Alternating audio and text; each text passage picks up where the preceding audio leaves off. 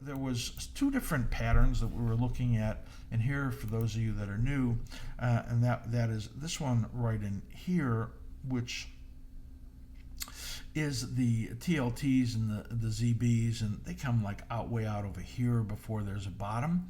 And then the shorter term pattern is this one right in here, which is now ghosted out, which was the one that the 10 years was following. You can see that low right there and the low right there and the low here, but now it's getting in sync. So I really think that the 10 years, that the whole complex, the whole curve, is probably going to be trading together as far as important peaks and troughs.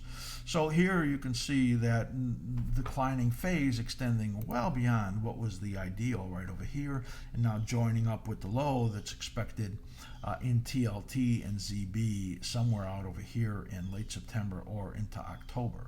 There are a lot of patterns in here that are suggesting October to me on the shorter term. So that could lengthen out by quite a bit. You can see momentum in there has turned negative again, and this is really a time frame that's susceptible for decline. That's why I talked about it's possible to get an up spike in yields coming up pretty soon. Here, this pattern in here is really ugly. And that is, you'll note, let me just make this a little bigger so you can see these harmonics in here. You'll see that important harmonic low right over there, where they both made the bottom, and this beautiful big uptrend right over here that we saw in the ZNs, a positive configured cycle, a positively configured cycle made up of each two positively configured minor cycles. All of that really nice. You were in this blue-green area where you kept going into positive momentum. All was really perfect. And you got these sell signals right in there that were warnings of a peak.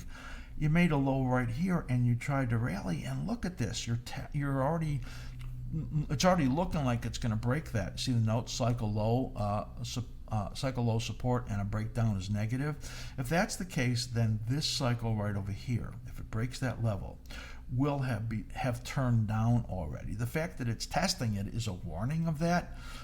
So this is the resistance area, and you can see it's really resistance.